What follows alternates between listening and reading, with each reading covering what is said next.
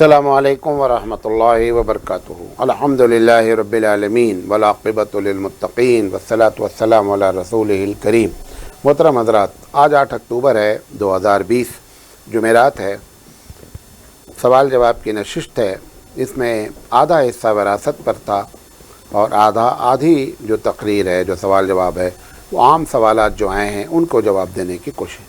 पूछा गया मौलाना साहब, ये लोग जो गैरों, आजकल शिर्क पर हमारी मुस्तकिल तकरीर जा रही है, तो लोग ग्रुप भी खूब छोड़ रहे हैं और क्या कहते हैं, बाद लोग बहुत खुश भी हैं। पूछा गया ये लोग जो गैरों की पूजा करते हैं, इतने पढ़े लिखे होने के बावजूद इनके बात क्यों समझ में नहीं आती। जिन साहब ने सवाल किया उनसे मैं ये कहना चाहूँगा कि आप इनके बारे में सोचने के बजाय, आपके लोग जो कब्र की पूजा करते हैं वो पढ़े लिखे लोग नहीं हैं। अपना नज़र नहीं आता है, दूसरा वाला नज़र आता है कि वो भाई एक आदमी कब्र के अंदर है या उसी मिट्टी को बुत बना करके ऊपर रख दिया गया है, तो ऊपर वाला तो कुछ नज़र आता है, नीचे वाला तो मालूम ही नहीं रहता कोई है कि नहीं है। तो अगर हम इन चीज़ों को अपने बारे में गौर करें तो ये समझ में आ जाएगी ऐसा क्यों हो रहा है। इस पढ़े लिखे का इससे कोई ताल्लुक़ नहीं है। शिर्क, जब तक शिर्क को बयान नहीं किया जाएगा, मुसलमानों से शिर्क कभी नहीं जा सकती। ये जो तुमने पॉलिसी अख्तियार कर रखी है कि अगर शिर्क के बारे में बोलेंगे तो लोग नाराज़ हो जाएंगे, लोग नाराज़ होते हैं, अल्लाह के रसूल से नाराज़ हो गए, इसमें कौन सी बड़ी बात है। 13 साल नाराज़गी ही हुई है और कुछ नहीं हुआ। 13 साल लोग नाराज़ ही रहे, नाराज़ रहेंगे, नाराज़ रह के क्या कर लेंगे, ज़्यादा से ज़्यादा तुम्हारा कत्ल कर देंगे। हुज़ूर सल्लल्लाहु अलैहि वसल्लम को भी कत्ल की कई मरतबा कोशिश की गई इसी बुनियाद पर। बहरहाल ये उनसे उनके बारे में अफसोस न करें, क्योंकि उनके पास न रसूल आया है और न किताब मौजूद है। आपके पास रसूल आया है, किताब मौजूद है और सब महफूज है, सब महफूज है। उसके बावजूद अपने बारे में गौर करेंगे, मसला हल हो जाएगा। पूछा गया मौलाना अहले हदीस एतराज़ करते हैं कि तुम लोग हनफी क्यों लिखते हो। तो मेरा ये है कि वो लोग भी अपने आप को सल्फ़ी लिखते हैं, तो हम पर एतराज़ क्यों करते हैं। नहीं समझे बात। अहले हदीस क्या बोलता है, हम सल्फ़ी हैं। आप क्या बोलते हैं, हम हनफी हैं। अहले हदीस को एतराज़ का हक़ सही है। वो जो एतराज़ कर रहा है, सल्फ़ी किसी शख्स की तरफ मंसूब नहीं है। सल्फ़ किसे कहते हैं, सहाबा से लेकर आज तक जितने भी अच्छे लोग गुजरे सब सल्फ़ हैं। वो कहता है मैं किसी शख्स की तरफ मंसूब नहीं हूँ। लेकिन आप जब हनफी, हम्बली, मालिकी, शाफ़ी बोलते हैं तो शख्स की तरफ मंसूब होते हैं, इसलिए वो आप पर एतराज़ कर रहा है।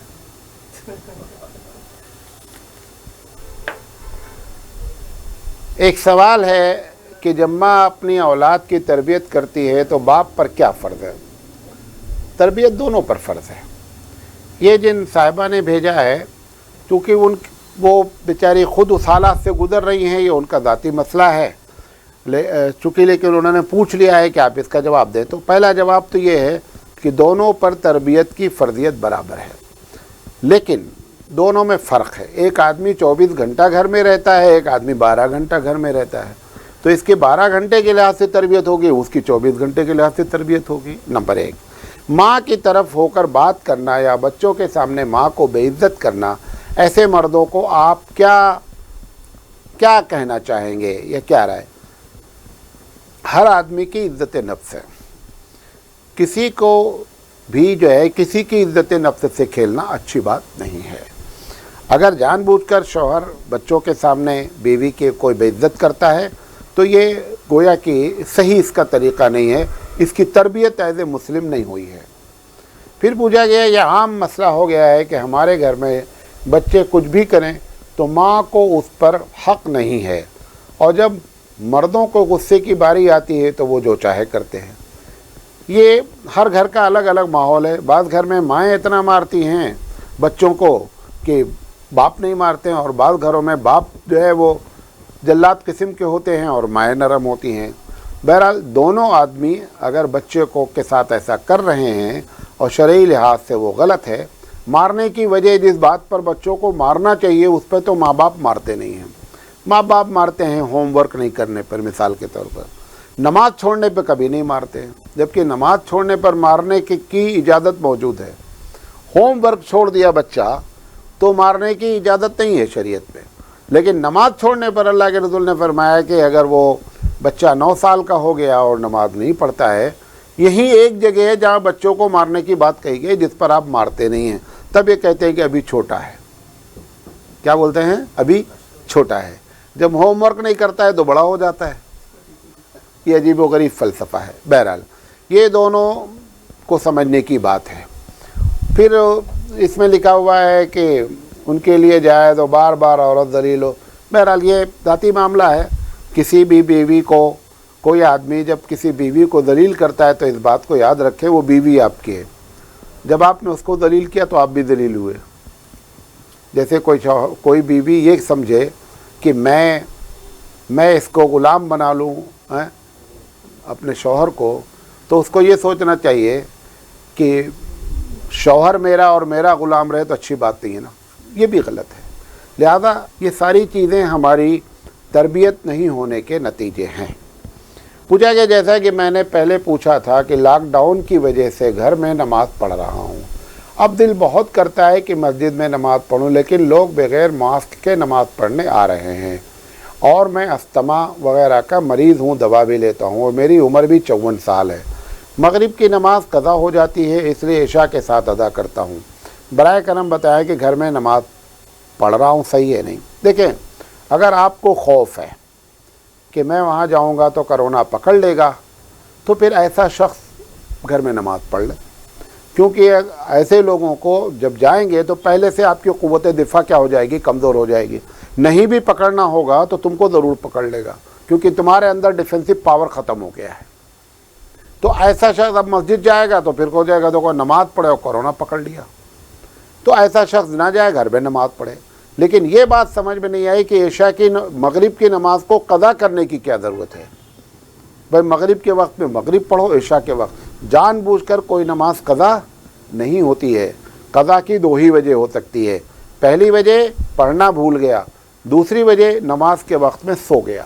اس کے علاوہ یہ جو تم لوگ کرتے ہو روزانہ کہ فجر کے ایک پرماننٹ لوگ ہیں جو فجر کی نماز قضا کرتے ہیں، مطلب نہیں پڑھتے ہیں وقت پر، اور پھر صبح اٹھتے ہیں 8 بجے 9 بجے، جب وہ اپنا نہا دھو کر کے ناشتہ واشتہ سے فارغ ہوتے ہیں تو بڑے خشوع خضوع کے ساتھ یہ نماز پڑھ، یہ کوئی قضا نماز نہیں ہے۔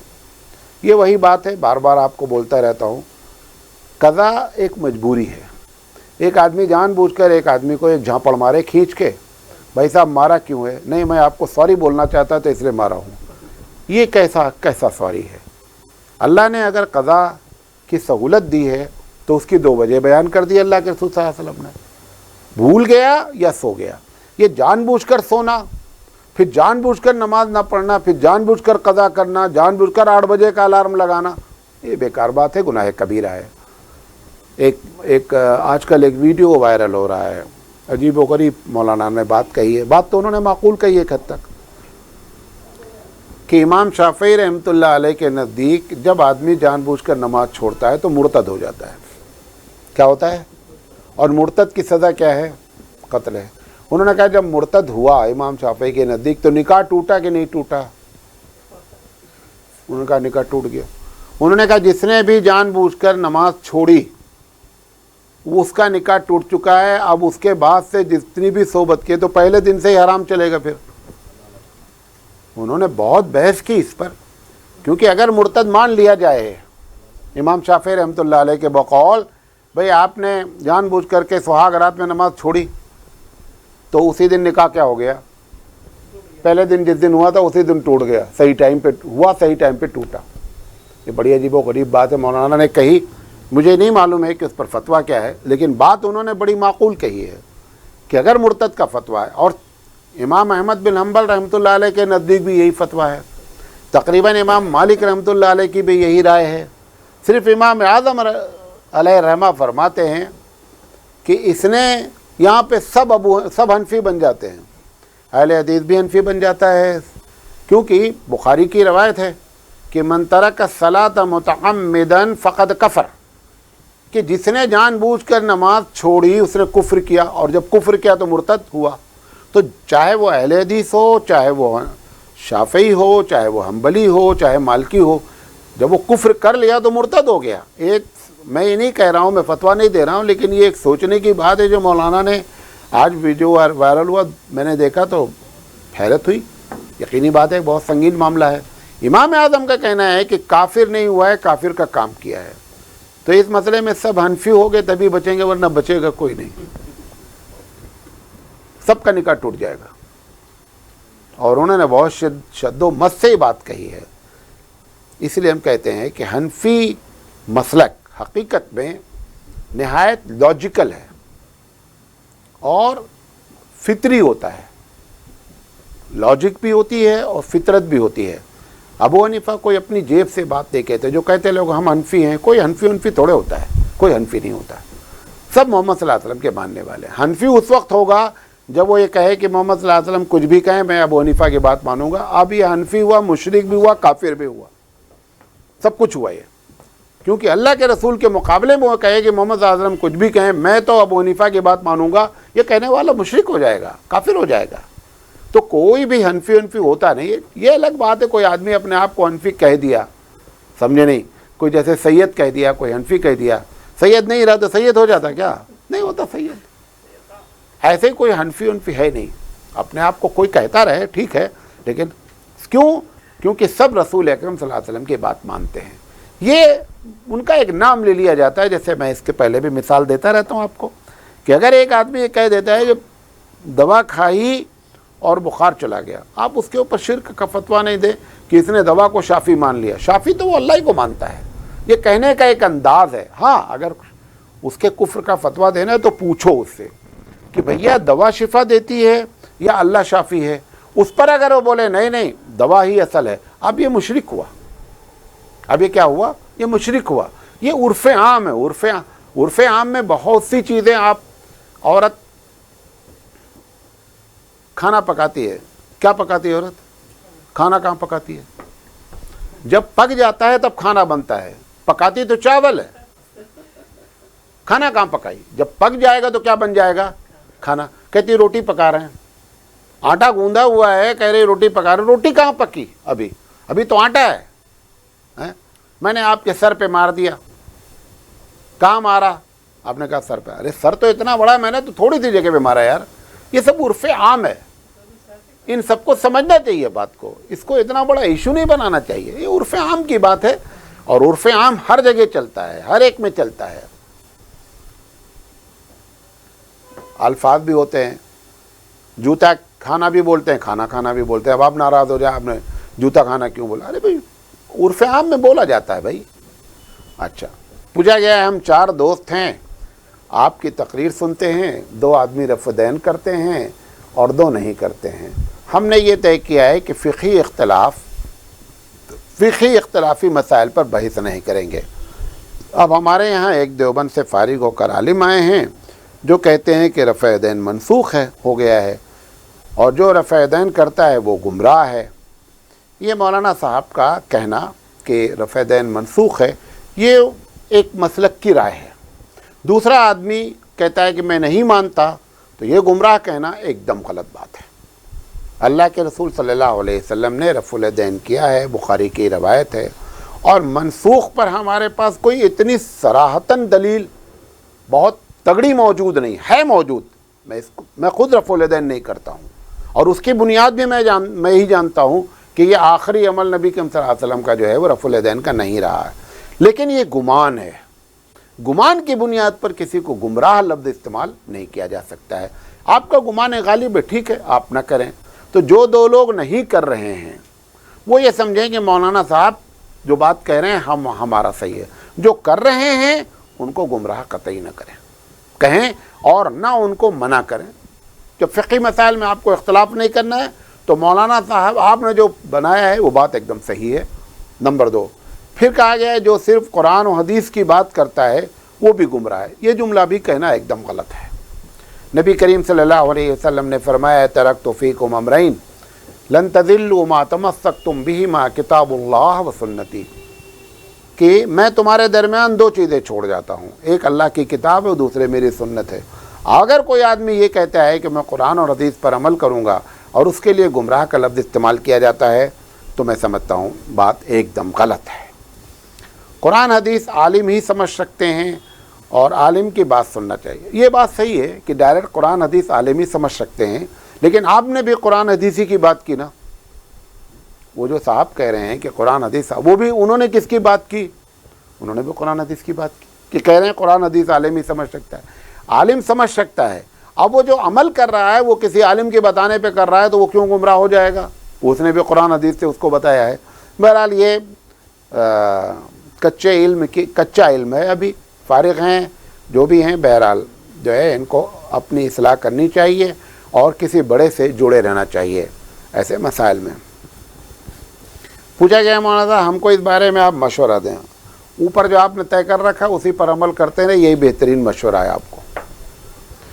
پوچھا گیا کیا کسی پیر صاحب سے بیعت لینے سے جنت میں چلے جاتے ہیں؟ اگر یہ عقیدہ کوئی رکھا تو شرک ہے، یہ بدعت نہیں ہے، یہ شرک ہے۔ یہ عقیدہ یہودیوں سے آیا، یہ عقیدہ قریش، کفار قریش میں موجود تھا، یہ عقیدہ وہاں سے ٹرانسفر ہم کو بھی ہو گیا۔ بیعت ہونے کی اگر وجہ کوئی آدمی یہ سمجھتا ہے کہ بیعت ہو جائیں گے تو ہم ان کے ساتھ جنت میں چلے جائیں گے، پہلے وہ جائیں گے پھر دیکھا جائے گا تم جا پاؤ گے کہ نہیں جا پاؤ گے، پہلے تو ان کا جانا ہی مشکوک ہے، سمجھے نہیں؟ کیوں؟ جو اس قسم کی بات کہہ رہے ہیں یہ اصل میں پیر ہیں ہی نہیں۔ پیر تو مولانا تھانوی جیسا آدمی ہے، مولانا رشید احمد گنگوہی رحمۃ اللہ علیہ ہیں، یہ لوگ پیر ہیں۔ مولانا صدیق صاحب باندھوی رحمۃ اللہ علیہ ہیں، یہ لوگ پیر ہیں جنہوں نے لوگوں کی اصلاح کر کے ان کے اندر سے دل کے ساری گندگی کو نکال کر کے ایک بہترین انسان بنایا۔ پیر تو نبی کریم صلی اللہ علیہ وسلم ہیں کہ جنہوں نے لوگوں کی تربیت کر کے شرک کو ختم کیا، خرافات کو ختم کیا، توہمات کو ختم کیا۔ یہ تو شرک پیدا کرنے والا پیر کیسے ہو سکتا ہے؟ یہ تو نمبر 1 کا جعلی پیر ہے۔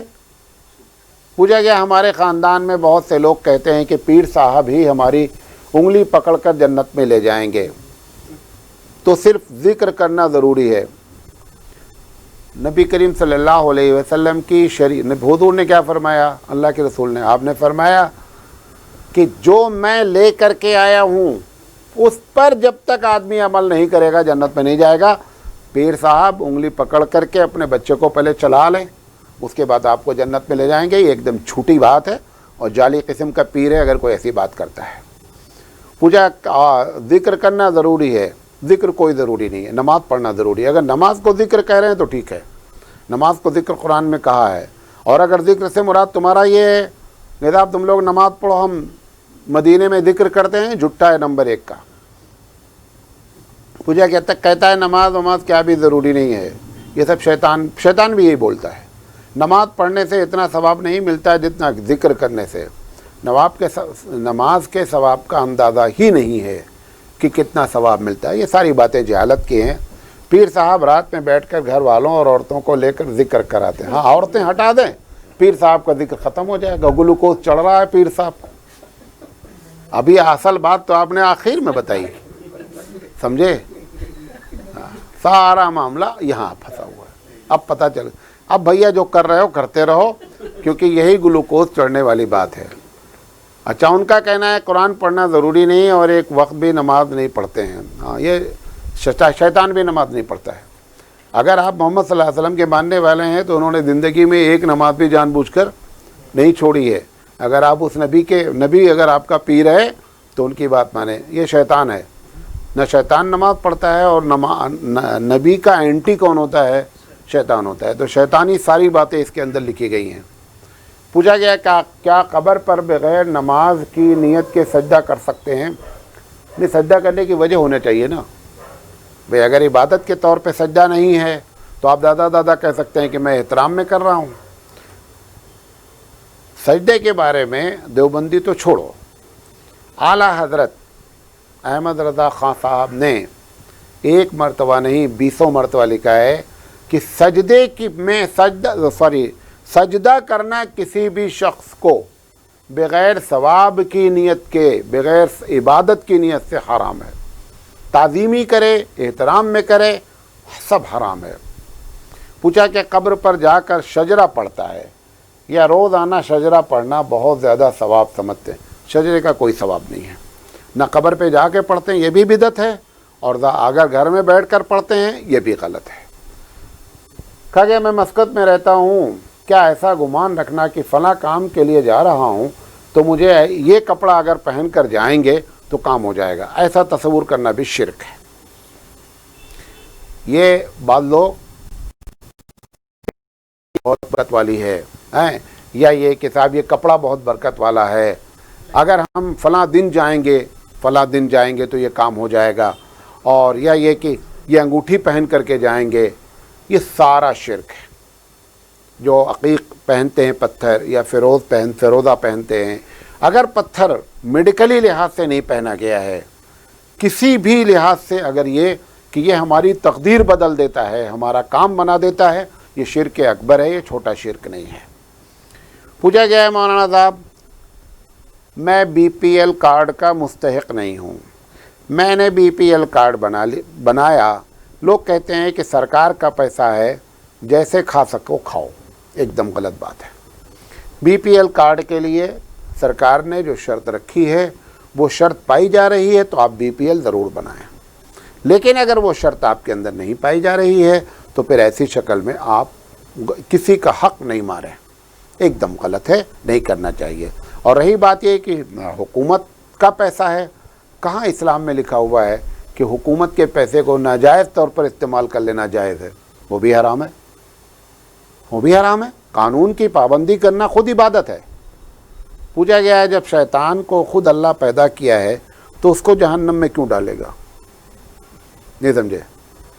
جب بچہ، یہ سوال اصل ہے کہ جب بچہ پیدا ہوتا ہے تو اس کے ساتھ ایک شیطان بھی کیا ہوتا ہے؟ لگا دیا جاتا ہے۔ تو سوال یہ ہے کہ وہ شیطان کہاں جائے گا؟ جہنم میں جائے گا۔ سب سے پہلے جو کنفیوژن ہوا ہے، شیطان کوئی مخلوق نہیں ہے، مخلوق جن ہے۔ غور سے سن لیں، مخلوق کون ہے؟ جن ہے۔ وہ جن میں سے وہ جو دو کیٹیگری ہیں، جن سب ہیں، جن میں ہندو بھی ہیں، جن میں کرسچن بھی ہیں، جن میں یہودی بھی ہیں، جن میں مسلمان، سارے لوگ جیسے آپ کے اندر موجود ان کے اندر موجود ہیں۔ اب یہ بچے کو ستانے کے لیے جو ڈیوٹی لگائی جاتی ہے وہ اس ابلیس والے خاندان والے کیا کرتے ہیں؟ وہ ڈیوٹی لگا دیتے ہیں۔ اب وہ ڈیوٹی جب لگائے گی تو کریں گے کیا کام؟ وہ شیطانی کرے گا۔ شیطان کوئی مخلوق نہیں ہے۔ ہزاروں بچے جن کے پیدا ہوتے ہیں، ان کی بھی اولاد ہوتی ہے، سب کچھ ہوتا ہے، ان کے خاندان چلتا ہے، تو اس میں سے جو شرارت کرتے ہیں وہ شیطان کہلاتے ہیں۔ تو لوگوں کو بہکانے کے لیے چونکہ ابلیس نے وعدہ کیا ہے، وہ اپنا ڈپارٹمنٹ چالو کیے ہوئے، وہ شیطان جہنم میں جائے گا۔ یہ مطلب نہیں ہے کہ سارے جن جہنم میں جائیں گے، یہ مطلب نہیں ہے۔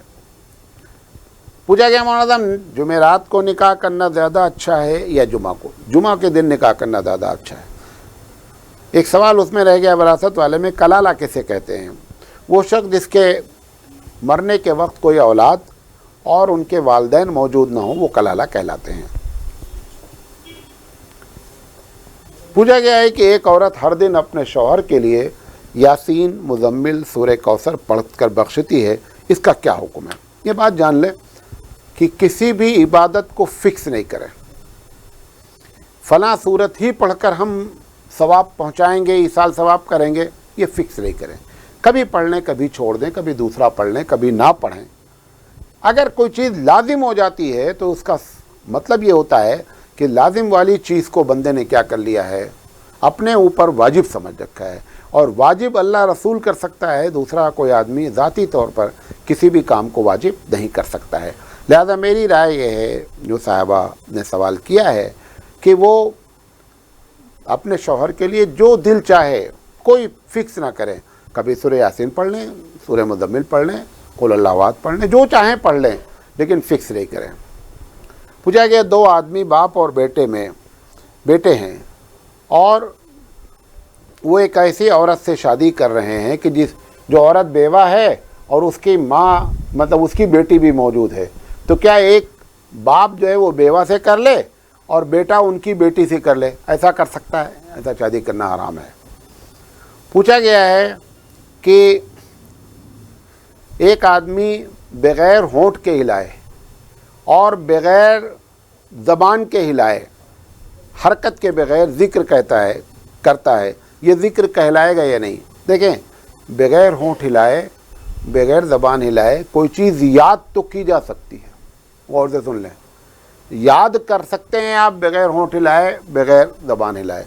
लेकिन अगर आप कोई चीज़ पढ़ने, कुरान पढ़ना समझ रहे हैं या ज़िक्र करना समझ रहे हैं, ज़िक्र या क़रात में के माने ही यही होते हैं, ज़बान का हिलना और होंठों का हिलना। बाद लोग कुरान पढ़ते हैं रमज़ान वगैरह में एकदम सन्न मारे हैं, ये पढ़ना नहीं कहलाएगा भाई, ये बहुत तेज़ पढ़ लेते हैं लोग, कई कई सफ़ा पलटते हैं। भाई दिल से पढ़ रहे हैं तो दिल से पढ़ेंगे तो यकीनी बात है कि जैसे चाहे वैसे पढ़ो भाई। पूछा गया है इस्लामी बैंक किस तरह चलते हैं। देखें, इस्लामी बैंक, अभी इस पर मैं बात करूंगा तो बहुत लंबी बात हो जाएगी। आप मुझसे जो साहब का सवाल है वो मुझे टेलीफोन पर बात कर लें तो 2-4 बातें मैं बता दूंगा इस्लामी बैंक कैसे चलते हैं। पूछा गया है कि क्या तलबा से जुर्माना ले सकते हैं।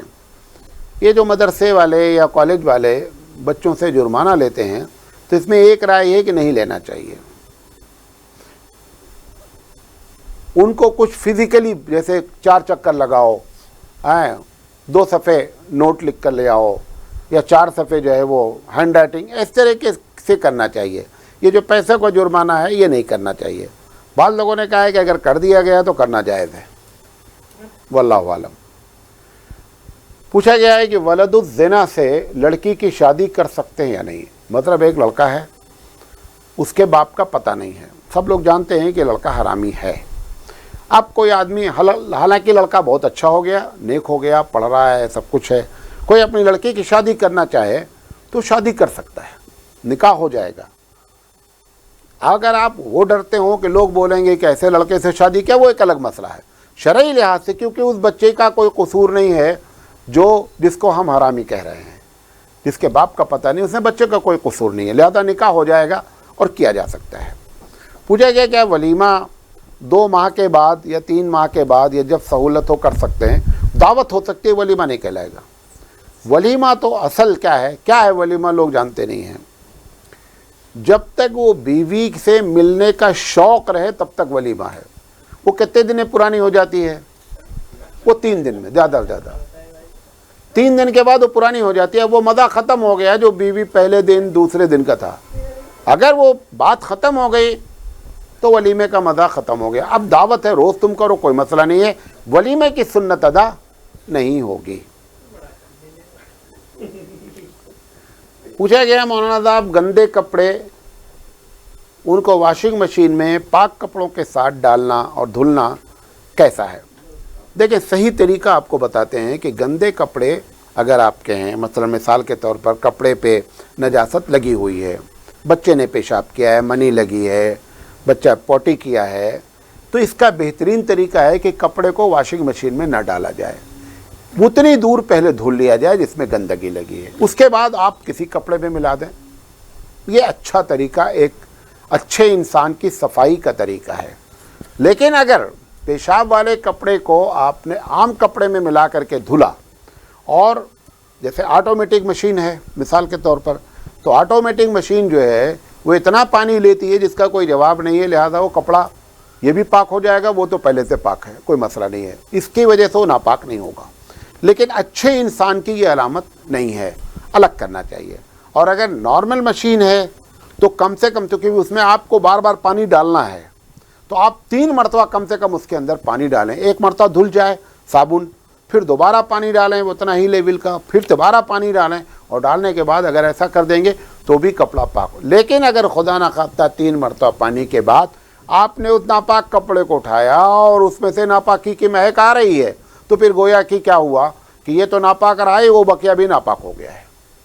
ऐसा होता नहीं है, ये बता रहा हूँ आपको एहतियातन, लेकिन उसका तरीका वो है जो मैंने आपको बताया। पूछा गया मौलाना साहब अगर कोई आदमी जुनबी है तो आदमी कोई भी चीज़ छुएगा तो क्या वो नापाक हो जाएगा। देखें, एक आदमी जुनबी है या कोई औरत पीरियड से है या किसी को एहतलाम हो गया है, ये सारी शक्लें नापाक होने की हैं। अगर वो जिस हाथ से छू रहा है उसमें वो गंदगी लगी है, तो अगर वो चीज़ को छुआ और वो गंदगी उसमें लग जाएगी तो चीज़ भी नापाक हो जाएगी। ऐसा होता नहीं है, तो इसीलिए हमारे यहाँ یہ تو لوگوں کو معلوم ہی نہیں، اس سنت کو ہم نے زندہ ہی نہیں کیا کبھی۔ سنت یہ ہے کہ اللہ کے رسول نے فرمایا کہ اٹھتے ہی، یعنی بستر سے اٹھتے آپ سب سے پہلا کام کیا کام کرتے ہیں؟ آپ نے برش اٹھایا اور پیسٹ برش کیا۔ سنت طریقہ کیا ہے؟ آپ پیسٹ برش کریں، ٹوائلٹ جائیں، نہائیں، جو کچھ بھی کریں۔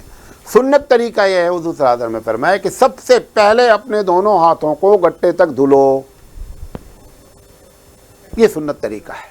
اور امام مالک رحمۃ اللہ علیہ نے کہا ہے کہ یہ جو دھلنا ہے، یہ نیت سے دھلنا ہے، یہ پانی غیر مطہر ہوگا، خود پاک ہوگا لیکن پاک کر نہیں سکتا کسی چیز کو۔ جیسے وضو کا پانی پاک رہتا ہے لیکن کسی چیز کو پاک نہیں کر سکتا ہے، ایسے ہی یہ ہاتھ والا پانی جو ہے نا، یہ ہمیں کیوں حضور نے فرمایا عین باتت یدہ، تمہیں معلوم نہیں کہ رات تمہارے ہاتھوں نے کہاں گزارا۔ اب اس کے بعد آپ کیا کریں گے؟ اگر ہاتھ نہیں دھلیں گے، اگر خدا نخواستہ اگر نل کا نہیں آپ کے گھر میں، آپ نے جگ سے پانی نکالا، تو جگ جو آپ نے پکڑا وہ ناپاک ہو سکتا ہے، اور وہ پانی میں ڈالا وہ بھی ناپاک ہو سکتا ہے۔ یہ سنت طریقہ ہے اور یہ بہترین طریقہ ہے، لیکن اس کی طرف ہماری توجہ نہیں ہے۔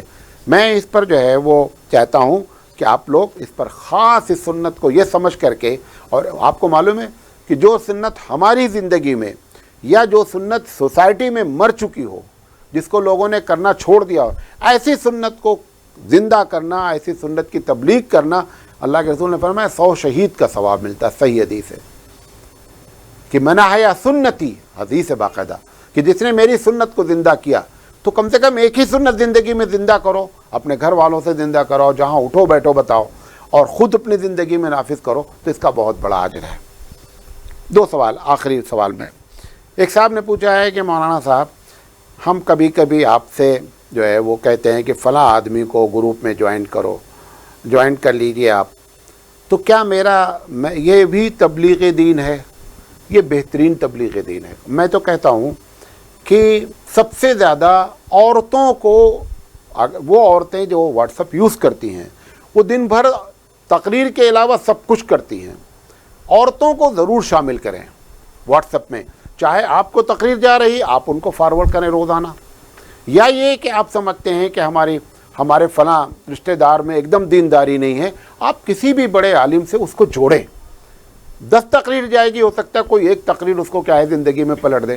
یہ خود دین کا بہت بڑا کام ہے۔ تبلیغ اگر باہر نکل کر ہوتی ہے، تبلیغ اگر کتاب کے ذریعے ہوتی ہے، آپ نے تبلیغ کا یہ کام یہ بھی کیا، اس کو صحیح آدمی سے کیا کر دیا، جوڑ دیا۔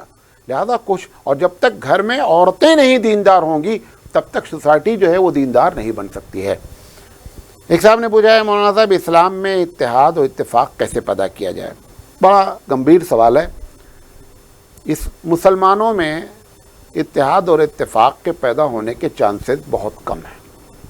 وجہ یہ ہے کہ ہم کو یہ نہیں معلوم ہے کہ اختلاف کے آداب کیا ہیں۔ تو اتحاد اتفاق کی کوشش کرنے کے بجائے سب سے پہلے، آج ایک بہت بڑے عالم نے یہ بات کہی، مجھے بہت اچھا لگا، انہوں نے کہا کہ اختلاف کے آداب سیکھو، نمبر 1، چھوٹی چھوٹی بات کی۔ نمبر 2، انہوں نے دوسری بات کہی کہ حق بات قبول کرنے کی صلاحیت رکھو۔ ایک بات قرآن حدیث کے تحت کہی جا رہی ہے، ہمارا عمل ہے یا نہیں ہے، اگر یہ معلوم ہو گیا قرآن حدیث کی بات ہے تو سرنڈر ہو جائیں۔ تو اختلاف جو ہے نا، اختلاف کرنے کا سلیقہ صحیح آ جائے انسان کو، تو فطری طور پر کیا ہو سکتا ہے کہ مسلمانوں میں اتحاد پیدا ہو جائے۔ ایک بات، آخری ایک بات، وہ یہ کہ ایک سوال آیا، لکھ نہیں پائے ہم، ابھی یاد آیا۔ ایک سوال یہ آیا ہوا ہے کہ مولانا صاحب، یہ جو ہمارے دیوبندی اور بریلوی حضرات میں اتنا بڑا اختلاف ہے، تو اس کو کیسے حل کیا جائے؟ اس پر کئی مرے بات کی ہے، میں صرف ایک بات آج بتانا چاہتا ہوں، آپ لوگوں کو بہت غور سے سنیے گا، کہ جو عقیدے میں اختلاف ہو گیا ہے دیوبندی اور بریلی، 2-3 بنیادی عقیدہ، کہ جیسے اللہ کے رسول صلی اللہ علیہ وسلم عالم الغیب ہیں، یا ما کانا ما یکون، جو کچھ ہوا ہے جو ہوگا سب کچھ جانتے ہیں، یہ ایک عقیدے کا بڑا اختلاف ہے۔ نمبر 2، اللہ کے رسول صلی اللہ علیہ وسلم ہر جگہ موجود ہیں، یہ دوسرا بڑا اختلاف ہے۔ اور تیسرا بڑا اختلاف ہے کہ وہ قادر مطلق ہیں، جو چاہیں وہ کرتے ہیں۔ میرا کہنا ہے یہ ہے کہ دیوبندی جواب دے اس پر، یقینی بات ہم بولیں گے یہ بھی غلط ہے، یہ بھی غلط ہے، یہ بھی ہے۔ میں اپنے آپ کو کہنے کے بجائے کہ ہم جواب دیں، میں یہ کہتا ہوں کہ آپ حنفی المسلک ہیں، حنفی امام ابو حنیفہ رحمۃ اللہ علیہ کی ان تینوں مسلک میں رائے لی جائے، اور ان کی رائے لکھی ہو، انہوں نے کہا ہو کہ نہیں صاحب حاضر و ناظر ہیں، وہ علم غیب ما کان ما یکون رکھتے ہیں، قادر مطلق ہیں، تو پھر دیوبندی بریلی کو نہیں لڑنا چاہیے آپس میں۔ لیکن اگر لیڈر ایک کو مانتے ہیں اور اس کی بات نہیں جو نہیں مانتا وہ غلط ہے، سیدھی سی بات ہے۔